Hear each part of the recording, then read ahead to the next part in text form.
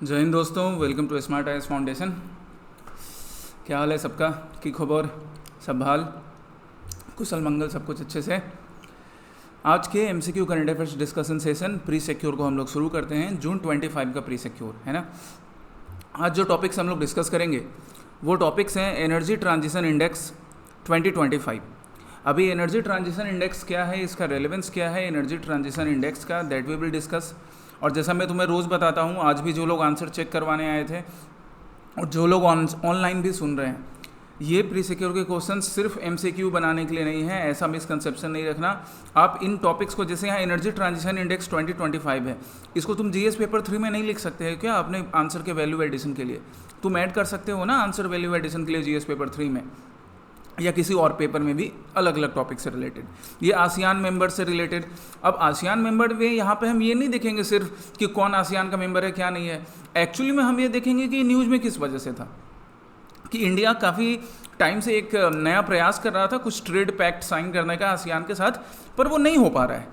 तो अब ये आप अपने जीएस पेपर 2 के आंसर में लिख सकते हैं, आईआर के आंसर में, राइट। सो मेंस में भी इक्वली इंपॉर्टेंट है ये वैल्यू एडिशन, याद रखिएगा। Pre secure is for value addition in mains, है ना। जो अपकमिंग मेंस तुमको इस साल लिखना है या अगले साल लिखना है, उसके वैल्यू एडिशन का भी काम हो रहा है, याद रखो इसको। टॉपिक हम देखेंगे लेंथ ऑफ कोस्ट लाइन से रिलेटेड। इंडिया में जो अलग अलग स्टेट्स हैं, यूनियन टेरिटोरीज हैं, उनके कोस्ट लाइन का क्या लेंथ है। देन ऑपरेशन सिंधु, ये अभी न्यूज़ में था। इससे जैसे और क्या ऑपरेशंस हुए थे उनका एक ब्रीफ। नक्षत्र एप्लीकेशन, एक्चुअली नक्षत्र हाई कंप्यूटिंग फैसिलिटी के बारे में, एक हाई परफॉर्मेंस कंप्यूटिंग फैसिलिटी है नक्षत्र, किस चीज़ से रिलेटेड है वो, कल के प्रैक्टिस क्वेश्चंस और आज के लिए न्यू प्रैक्टिस क्वेश्चंस, ठीक है। So let's start the first topic. पहला टॉपिक है एनर्जी ट्रांजिशन इंडेक्स। क्यों न्यूज़ में था आप यहाँ देख सकते हैं, द इकोनॉमिक टाइम्स में, इसके अलावा बाकी न्यूज़पेपर में भी आपको मिलेंगे। India slips 71st on energy transition index, efficiency investment capacity up.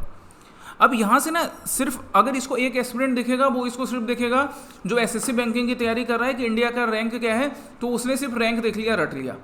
Prelims में भी पूछ सकता है एक स्टेटमेंट में सिविल सर्विसेज के, तो वो प्रीलिम्स के लिए काम आ गया। मेंस के लिए हमको देखना है कि भैया रैंक जो है वो रैंक डिक्लाइन हुआ है, क्योंकि अगर हम 2024 की बात करें ना, 2024 की एनर्जी ट्रांजिशन इंडेक्स का, तो वो ना इससे बढ़िया था, अराउंड 63 रैंक था, और 2025 में कितना हो गया है, 71 हो गया है। तो रैंक डिक्रीज हो रहा है, लेकिन फिर भी कुछ चीज़ों में जैसे एफिशिएंसी या इन्वेस्टमेंट कैपेसिटी, इन चीज़ों में हमने अच्छा परफॉर्म किया है। तो हम एक तरफ परफॉर्म अच्छा कर रहे हैं, बट फिर भी हमारा रैंक डिक्लाइन हुआ है, ठीक है। डिस्कस करेंगे, पहले क्वेश्चंस देखते हैं। पहला स्टेटमेंट क्या, the energy transition index is released by the World Economic Forum. Is it correct? हाँ जी करेक्ट है। एनर्जी ट्रांजिशन इंडेक्स जो है उसको World Economic Forum WEF release करता है। I will discuss WEF as well. World Economic Forum क्या है ये भी मैं तुम्हारे साथ आगे डिस्कस करूंगा। अभी के लिए ये चीज़ याद रखें कि एनर्जी ट्रांजिशन इंडेक्स को वर्ल्ड इकोनॉमिक फोरम रिलीज करने का काम करता है, okay. A country's final ETI, मतलब energy transition score, is based solely on system performance measured across equity, security and sustainability dimensions। अब यहाँ पे ना एक चीज़ याद रखेंगे हम कि किसी भी कंट्री का जो ETI स्कोर है ना, वो सिर्फ और सिर्फ सिस्टम परफॉर्मेंस पे डिपेंड नहीं करता है। सिस्टम परफॉर्मेंस के साथ साथ एक और इंडिकेटर है, एक और एस्पेक्ट है जिसको हम बोलते हैं ट्रांजैक्शन रेडीनेस। किस चीज़ पर? ट्रांजिशन रेडीनेस, ट्रांजैक्शन नहीं, ट्रांजिशन रेडीनेस पर।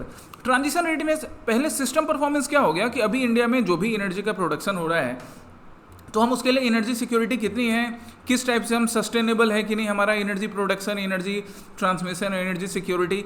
देन ट्रांजिशन रेडीनेस, कि ट्रांजिशन, अगर सपोज मान लो कि आज हम लोग कोल से, थर्मल पावर से सबसे ज़्यादा इलेक्ट्रिसिटी जनरेट कर रहे हैं, क्या हम लोग इसमें रेगुलेशंस प्रॉपर लिए हैं हमारे, क्या हमारा इन्वेस्टमेंट सस्टेनेबिलिटी की तरफ आगे बढ़ेगा, सिस्टम परफॉर्मेंस को हेल्प करेगा। तो ये ट्रांजिशन रेडीनेस भी एक इंपॉर्टेंट रोल प्ले करता है। 40% ट्रांजिशन रेडीनेस को जाता है और 60% सिस्टम परफॉर्मेंस को जाता है, क्योंकि कहीं ना कहीं ये जो ट्रांजिशन रेडीनेस वाले पॉइंट है ना, ये आपके सिस्टम परफॉर्मेंस को इंप्रूव करेंगे। तो इन दोनों चीज़ों को मिलाकर आपका फाइनल ETI कैलकुलेट किया जाएगा, एनर्जी ट्रांजिशन इंडेक्स, जिसमें टोटल 43 इंडिकेटर्स हैं। आपको सारे के सारे ये इंडिकेटर्स नहीं याद रखने हैं, ये दो एस्पेक्ट्स याद रखिएगा कि सिस्टम का परफॉर्मेंस और ट्रांजिशन रेडीनेस के through energy transition index calculate किया जाएगा, ठीक है। तो सेकंड स्टेटमेंट इस वजह से यहाँ पे क्वेश्चन का रॉन्ग हो गया कि सोनली सिस्टम परफॉर्मेंस पे बेस्ड करता है, ऐसा कह रहा था, है ना, दो चीज़ों पे करता है, 2 is wrong. Third, Sweden topped the ETI 2025 ranking.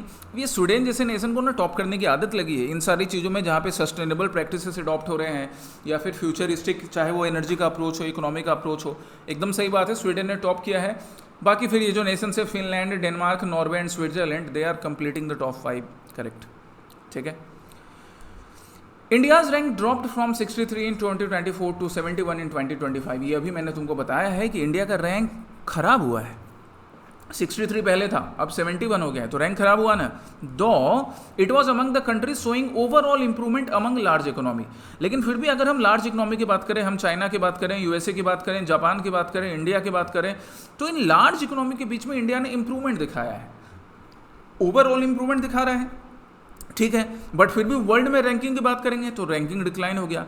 इसका मतलब ये हुआ कि वर्ल्ड में कुछ नेशंस ऐसे हैं जैसे फिनलैंड, डेनमार्क, नॉर्वे, स्वीडन, या USA को भी हम ले लेते हैं, या बाकी कुछ नेशंस, इन लोगों ने एनर्जी ट्रांजिशन में ज़्यादा बेटर परफॉर्म किया। तो जब वो ज़्यादा बेटर परफॉर्म कर रहे हैं तो इंडिया का ओवरऑल रैंक नीचे आ गया। परफॉर्मेंस अपना धीरे धीरे इंडिया सही कर रहा है, तो हो सकता है 2026 में रैंक और परफॉर्मेंस दोनों इंप्रूव हो, ठीक है। सो 1, 2, 1, 3 एंड 4 इसके करेक्ट आंसर होंगे, ऑप्शन बी।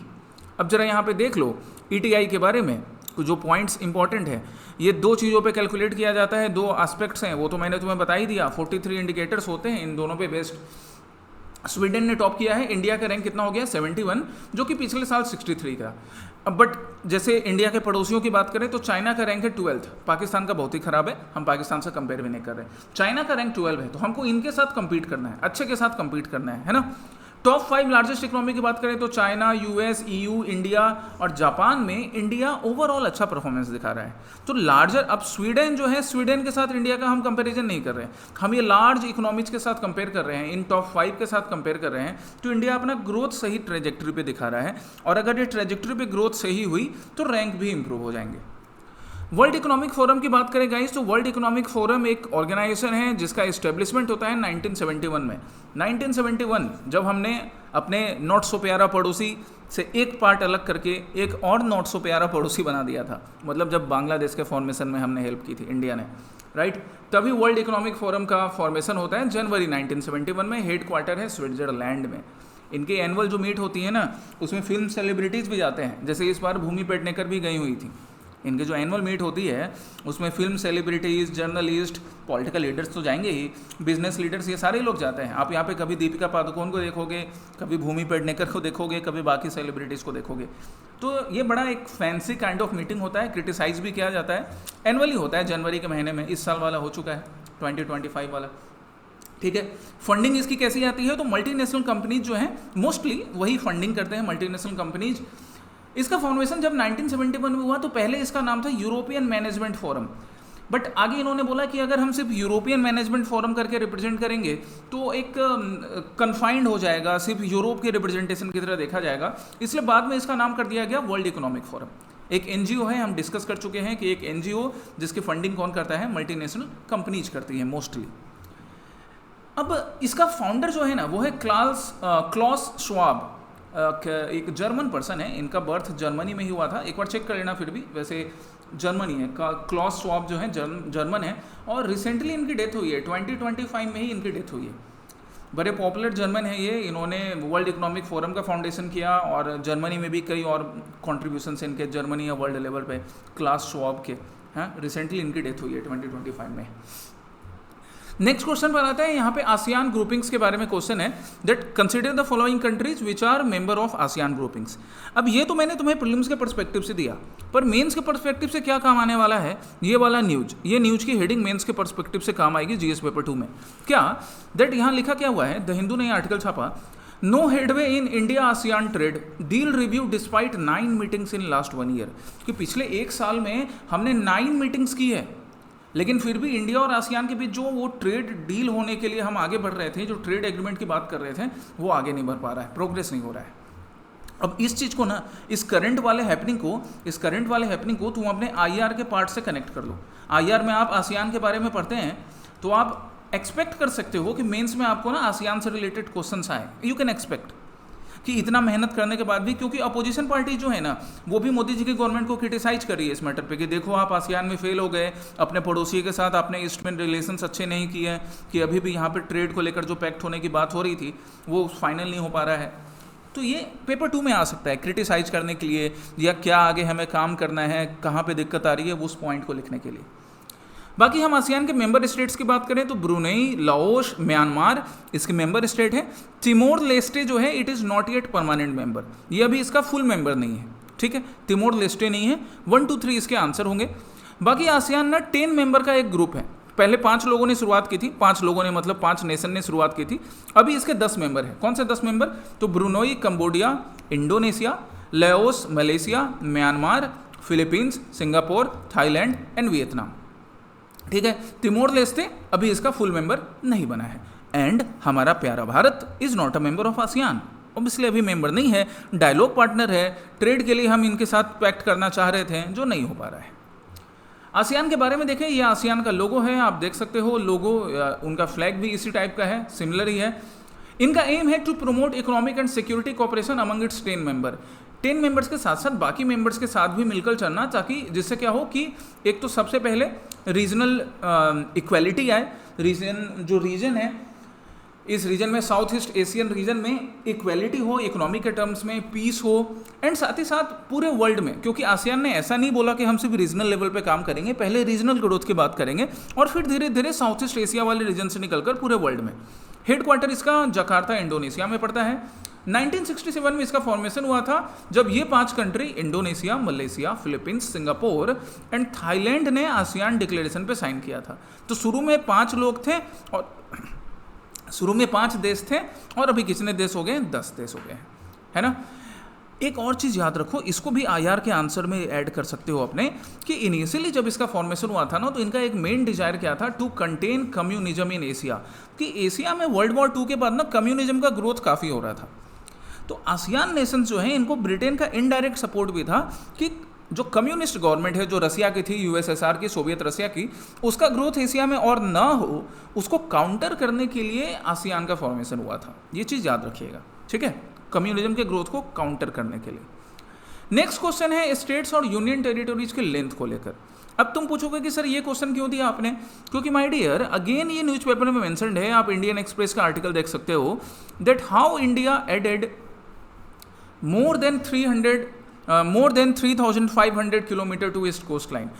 एक बड़ा अच्छा यूनिक देखो टाइटल है कि इंडिया ने अपने कोस्ट लाइन में 3500 किलोमीटर कैसे ऐड कर लिया। हमने तो किसी टेरिटोरी का एनेक्सेशन भी नहीं किया है, फिर कैसे ऐड कर लिया? क्योंकि इंडिया का जो कोस्ट लाइन था वो पहले 7,516 किलोमीटर हुआ करता था, 7,516 किलोमीटर, 1970 की बात कर रहे हैं, पर अभी रिसेंटली कितना है? 11,000 किलोमीटर। तो ये इंक्रीज कैसे हो रहा है 3,500 का? एक्चुअली में इंक्रीज कैसे हो रहा है, हमने किसी टेरिटोरी को एक्वायर नहीं किया है गाइज, हमने अब क्या है ना, हमने मेजरमेंट के लिए अपने टेक्निक्स नए कर लिए हैं, हमने मेजरमेंट्स के लिए अपने नए नए मेजर्स अडॉप्ट किए हैं। जैसे अब हम high resolution mapping technique use करेंगे, जिससे एकदम फाइन डिटेल, एकदम जो छोटे छोटे जैसे टाइडल क्रीक्स हो गए, सैंड बार्स हो गए, उनको भी काउंट किया जाएगा, जो कि पहले ओमिटेड रहते थे, पहले उनको काउंट नहीं किया जा रहा था। और भी जैसे टाइडल फ्लैट्स हैं, एस्चुरीज हैं, कोस्टल रीजेस हैं, इनलेट्स हैं, हर माइन्यूट डिटेल जो कि हमारे कोस्टल लेंथ का एक्चुअल, कोस्टल रीजन का एक्चुअल लेंथ बताएगा, उसको काउंट किया जाएगा। इसके लिए सैटेलाइट इमेजेस को यूज किया जाएगा, बाकी जो भी हाईटेक टेक्नोलॉजीज हैं उन सबको यूज करके एक्चुअल लेंथ मेजर किया जा रहा है। And because of that the length has been increased, है ना, इसके वजह से लेंथ है जो वो इंक्रीज हुआ है। जैसे आप एक सिंपल एग्जांपल इसको ऐसे तरह समझो कि तुम अपने बेड पे बैठे हो, अभी बेड पर बैठकर ये सेशन देखोगे सुबह, या सपोज अपने डेस्क पर बैठकर लाइब्रेरी में या क्लासरूम में या घर पर देख रहे हो, तो तुमसे पूछा जाए कि बताओ बेड का लेंथ कितना है, तो तुमने बोला कि सर 7 फीट है। अब एग्जैक्टली 7 फीट है कि 7 फीट 1 इंच है कि 7 फीट 2 इंच है, 7 फीट से कम है, टेबल का जो लेंथ है वो 2 फीट है, ये आप ऐसे आपने रफली बता दिया। लेकिन जब आपने एक एग्जैक्ट मेजरिंग टेप लिया, उसको मेजर किया, सारे पैमाने चेक किए, तब आप एग्जैक्ट डिटेल्स बता पाओगे। ठीक उसी तरह यहाँ पर है कि हाई रिजोल्यूशन इमेजेस की हेल्प से एग्जैक्ट लेंथ काउंट किया जा रहा है, राइट। अब इसके अकॉर्डिंग पूछा था मैंने क्या कि आपको असेंडिंग ऑर्डर में अरेंज करना है कोस्टल लेंथ को, असेंडिंग ऑर्डर में। तो असेंडिंग ऑर्डर में देखो ऐसे अरेंज कर लो, इसको रिवर्स में कर लो। सबसे छोटा Andhra Pradesh as per this 4 in 4 के अकॉर्डिंग, आंध्र प्रदेश, फिर तमिलनाडु, फिर Gujarat and then Andaman and Nicobar. Right. इसके लिए एक लिस्ट मैंने आपके लिए प्रिपेयर करके रखी है, यहाँ पे आज एक आप इस लिस्ट को देख सकते हो जो ministry of port and shipping waterways से लिया गया है कि सबसे ज़्यादा अगर यहाँ पर हम देखें तो ये गुजरात का 2340 और अंडमान एंड निकोबार का 3083 दिख रहा है। इन दोनों पे ध्यान रखिए। और सबसे कम किसका है वो तुम यहाँ से ढूंढ कर काउंट कर लो, सबसे कम किसका है, सबसे कम किसका है, सबसे कम किसका है। इसको दिमाग में रखिएगा कि अंडमान निकोबार के बाद गुजरात है ना। पहले अंडमान एंड निकोबार इसका कोस्टल लेंथ और फिर गुजरात, ये नंबर 1 एंड नंबर 2, ठीक है। चलिए नेक्स्ट क्वेश्चन पर आते हैं। नेक्स्ट क्वेश्चन है कि अभी रिसेंट में गवर्नमेंट ऑफ इंडिया ने जो इजराइल ईरान कॉन्फ्लिक्ट जोन था, रीजन है, वहाँ से स्टूडेंट्स को सेफली अर्मेनिया के रास्ते वापस बुलाया। As per which mission, under which mission? तो इसका आंसर तो तुम बता सकते हो कि सर ऑपरेशन सिंधु, है ना। ये जो सिंधु जो नाम दिया गया ना, इसके पीछे भी एक रीजन है, बता सकते हो क्या कि इसका नाम ऑपरेशन सिंधु क्यों दिया गया है? थोड़ा इंडिया के पास्ट के बारे में सोचो, थोड़ा इंडियन हिस्ट्री के बारे में सोचो, जो मैंने पढ़ाया है, थोड़ा सिंधु वर्ड पे ध्यान दो, कनेक्ट करने की कोशिश करो। ईरान के साथ हमारा एक कनेक्शन है। याद करो एंसेंट हिस्ट्री की क्लासेस में जब हम वेद का फॉर्मेशन पढ़ते हैं तो हम वहाँ पे ये देखते हैं ना कि वेद का जो फॉर्मेशन हुआ था, तो वेद के फॉर्मेशन में एक थ्योरी ये दी गई थी कि आर्यन सेंट्रल एशिया से आए हैं। क्यों भाई?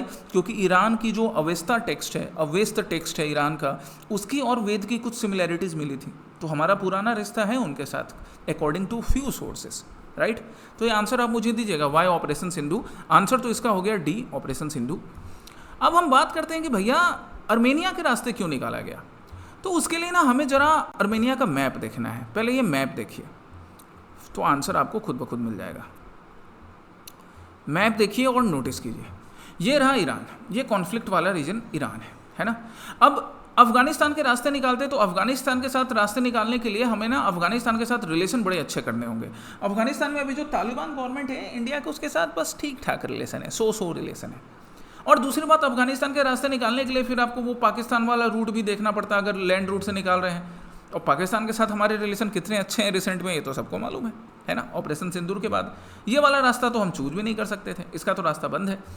अब ईरान से निकालने के लिए तुर्कमेनिस्तान के रास्ते निकालते हैं तो फिर काफ़ी टेडियस टास्क हो जाता है। ईरान से निकालने के लिए अगर हम अजरबैजान के रास्ते निकालते हैं तो ये एक ऑप्शन था। ईरान से निकालने के लिए हम इराक के रास्ते निकालते हैं, ये डिस्टर्ब रीजन है। ईरान से निकालने के लिए हम टर्की के रास्ते निकालते हैं, टर्की के साथ कुछ खास रिलेशन हुए नहीं है। अभी जब ऑपरेशन सिंदूर चल रहा था तो टर्की ने किसको सपोर्ट किया? पाकिस्तान को ना। तो टर्की, अजरबैजान, ये सब पाकिस्तान की तरफ ज़्यादा बोल रहा है कि हम तो पाकिस्तान का सपोर्ट करेंगे, तो हमारे तो रिलेशन उनके साथ कुछ है नहीं। हमने क्या चूज किया? ये छोटा सा पार्ट अर्मेनिया, इनके साथ हमारे अच्छे रिलेशन है। हमने अर्मेनिया को चूज किया कि भैया आप तो ईरान के साथ लैंड बॉर्डर शेयर करते हो, हमारे भारत के स्टूडेंट्स को अपने यहाँ बुलाओ और वहाँ से हम सेफली इवैक्यूएट करके कहाँ ले आएंगे? प्यारे भारत में ले आएंगे। अभी मोदी जी रिसेंटली टर्की को जवाब देने के लिए इनडायरेक्टली साइप्रस भी गए हुए थे, है ना। एक क्वेश्चन मैं तुमको साइप्रस पे भी करवाऊंगा, मैप बेस्ड क्वेश्चंस में करवाऊंगा, अगले ही प्री सिक्योर में करवाऊंगा मैप बेस्ड क्वेश्चन साइप्रस पे, ठीक है। तो ये मैप को जरा ध्यान रखिएगा, इन मैप्स को ध्यान रखो। जैसे सलमान खान की फ़ोटो, कैटरीना कैफ की फ़ोटो आपको याद है, या बाकी किसी की फ़ोटो आपको याद है, आपको ना ये वर्ल्ड मैप, असम का मैप, इंडिया का मैप, अरुणाचल का मैप, ये सारे मैप भी आपके दिमाग में होने चाहिए। इसलिए बार बार देखिए, नहीं हो तो कम से कम अपने कमरे में मैप लगा के उसको अगरबत्ती दिखाइए, इसी बहाने याद हो जाएगा। चलिए, तो ऑपरेशन सिंधु हो गया। अब हम जरा ऑपरेशन सिंधु की बात करते हैं। मिनिस्ट्री ऑफ एक्सटर्नल अफेयर्स ने, गवर्नमेंट ऑफ इंडिया ने लॉन्च किया था with the help of Indian embassies in Iran and Armenia, right, so that Armenia के रास्ते इंडियंस को सेफली बुलाया जाए। अदर ऑल्टरनेटिव की जहाँ तक बात थी तो मैंने तुमको बता ही दिया कि पाकिस्तान के साथ हमारे रिलेशन कुछ अच्छे हैं नहीं। टर्की और अजरबैजान ने अभी रिसेंटली पाकिस्तान को सपोर्ट किया। अफगानिस्तान के साथ तालिबान वाली जो गवर्नमेंट है वहाँ पर भी कुछ खास नहीं बनता है। इराक और तुर्कमेनिस्तान के खुद हालात ख़राब हैं, दैट्स वाई अर्मेनिया एक सेफ चॉइस था।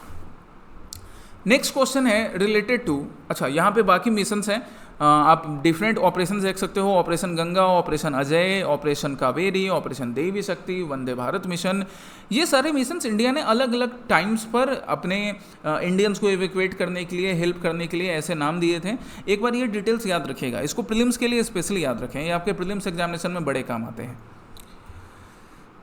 नेक्स्ट क्वेश्चन इज अबाउट नक्षत्र। व्हाट इज नक्षत्र? वैसे नक्षत्र क्या होता है बताओगे जरा, नक्षत्र क्या होता है? नक्षत्र के बारे में थोड़ा, what do you mean by नक्षत्र? अपने माँ से, अपने पिता से, घर में बड़ों से, दादी नानी से कभी सुना होगा तुमने नक्षत्र word. So what do you mean by it? नक्षत्र से आप क्या समझते हो? यहाँ हम जिस नक्षत्र की बात करते हैं ये इंडिया का पहला, आप PIB का ये क्लिप देख सकते हो, क्या है, नक्षत्र India's first high performance computing, किस चीज़ के लिए हाई परफॉर्मेंस कंप्यूटिंग? मिसाइल के लिए नहीं, वायरोलॉजिकल रिसर्च के लिए। वायरोलॉजिकल रिसर्च मतलब वायरोलॉजिकल रिसर्च, वायरोलॉजिकल रिसर्च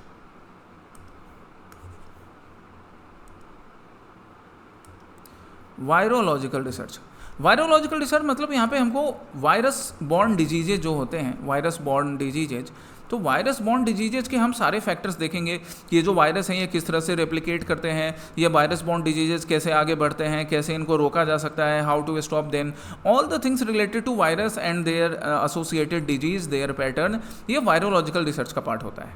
तो उसके लिए नक्षत्र हाई कंप्यूटिंग सिस्टम डेवलप किया गया है। पहला स्टेटमेंट क्या इससे बन सकता है क्वेश्चन का? अच्छा, ये नक्षत्र वाला पार्ट आप ना मेडिसिन से रिलेटेड या फिर हेल्थ से रिलेटेड अगर कोई डेवलपमेंट से रिलेटेड क्वेश्चंस आए मेंस में भी, वहाँ पे तुम नक्षत्र का एग्जांपल दे सकते हो कि वायरोलॉजिकल रिसर्च के लिए नक्षत्र हाई कंप्यूटिंग मिशन जो है, high computing cluster based approach जो है, उसको हमने सक्सेसफुली अचीव किया है and now we are working in that direction. तो ये आपके मेन्स के आंसर में यहाँ पे ऐड हो सकता है हेल्थ से रिलेटेड टॉपिक्स में।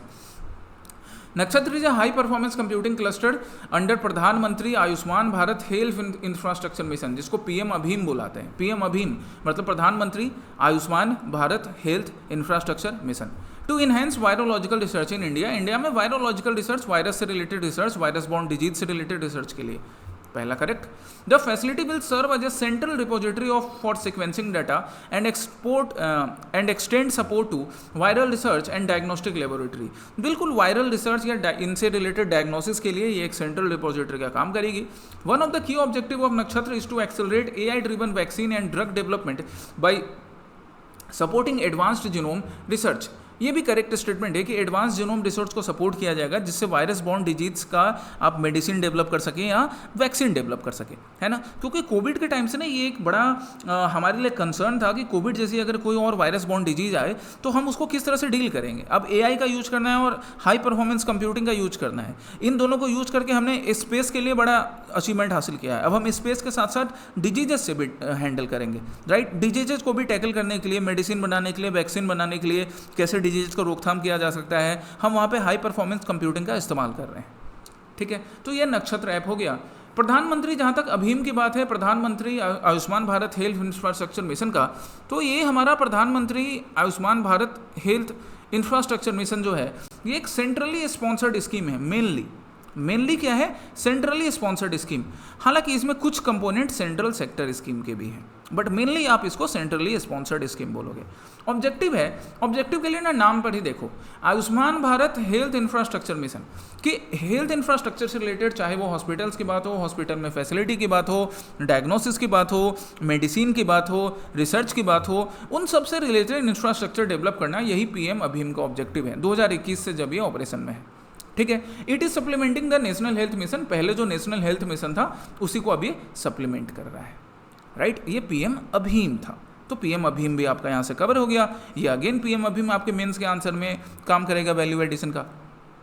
सो कल के प्रैक्टिस क्वेश्चन की बात करें तो कल एक प्रैक्टिस क्वेश्चन मैंने दिया था तुमको, प्रधानमंत्री ग्राम सड़क योजना।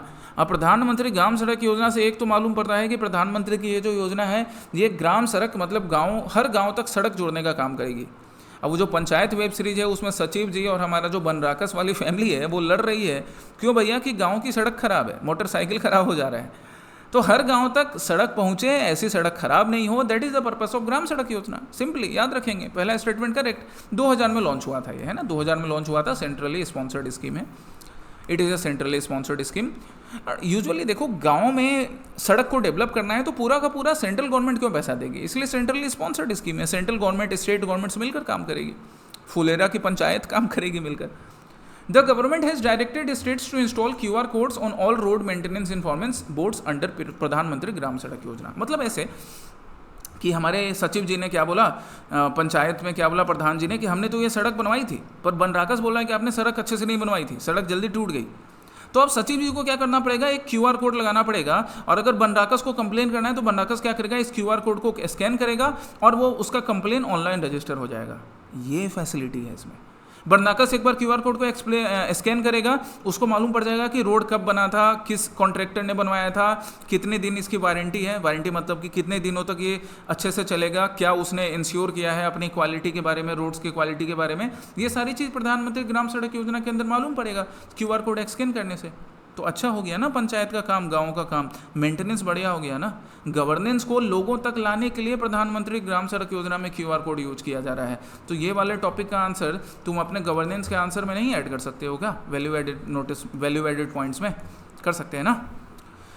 The e-mark, electronic maintenance of rural road platform, both mobile and web-based, is employed for monitoring and managing rural road upkeep. एकदम सही है जी। जो e-mark है, जो कि मेंटेनेंस, रूरल रोड के मेंटेनेंस को शॉर्ट में लिखा गया e-mark, ये मोबाइल और वेब बेस्ड एक प्लेटफॉर्म है जो कि रोड की मॉनिटरिंग के लिए, मैनेजिंग के लिए, उससे रिलेटेड पब्लिक के रिव्यू के लिए यूज किया जाएगा। चारों के चारों स्टेटमेंट करेक्ट है। 2000 में लॉन्च किया गया, ये अभी अपने फेज 4 में चल रहा है। 2000 में जब लॉन्च किया गया तो आदरणीय स्वर्गीय अटल बिहारी वाजपेयी जी हमारे प्रधानमंत्री थे, देश के प्रधानमंत्री, है ना, एक विजनरी लीडर, भगवान उनकी आत्मा को शांति दे। 2000 में जब उन्होंने लॉन्च किया था तब से ये चल रहा है। फिर बीच में हमारे आदरणीय स्वर्गीय डॉक्टर मनमोहन सिंह जी भी रहे, तब भी ये चला, और अब इसका फेज 4 चल रहा है। 2024 ऑनवर्ड्स इसका फेज 4 अभी कंटिन्यूएंस में है। ठीक है, चलिए दूसरा क्वेश्चन था एक मेडिसिन के बारे में जिसका नाम क्या था, लेनाकापावीर। लेनाकापावीर एक मेडिसिन है जो कि HIV इन्फेक्शन को रोकने के लिए और प्रिवेंट करने के लिए, ठीक है, HIV इन्फेक्शन को रोकने मतलब प्रिवेंशन और उसके ट्रीटमेंट में कारगर साबित हो सकती है। ये सही स्टेटमेंट है। It is a long acting antiretroviral drug developed by Gilead science. याद रखिए, जिलियड साइंस ने डेवलप किया है इसको फॉर द ट्रीटमेंट, इलाज के लिए, and prevention of HIV infection. It is available as oral and injectable formation. Yes, ये दोनों फॉर्म में अवेलेबल है। ओरल फॉर्म में भी, मतलब आप इसको टेबलेट्स के फॉर्म में ले सकते हो, कैप्सूल के फॉर्म में ले सकते हो, या इंजेक्टेबल फॉर्म में, इंजेक्शन के फॉर्म में। ठीक है। The US food and drug administration gave its approval for the twice yearly injection of lenacapavir for the prevention of HIV infection in adults and adolescents who are at a high risk of contracting the virus. मतलब twice yearly, मतलब 6 महीने के gap पर, 6 month के gap पर, 6 months के gap पर ये वाली मेडिसिन ले सकते हैं। और इसको US food and drug administration ने अभी रिसेंटली अप्रूवल दिया है, तो एक बड़ी अच्छी बात है। अब अगर ये इजीली मार्केट में मिलने लग गया ना, तो HIV से रिलेटेड जो लोग पीड़ित हैं या जिनके पीड़ित होने के चांसेस हैं, उनको बड़ी रिलीफ मिल जाएगी। मार्केट में इसका ईजिली अवेलेबल होना बहुत ज़रूरी है।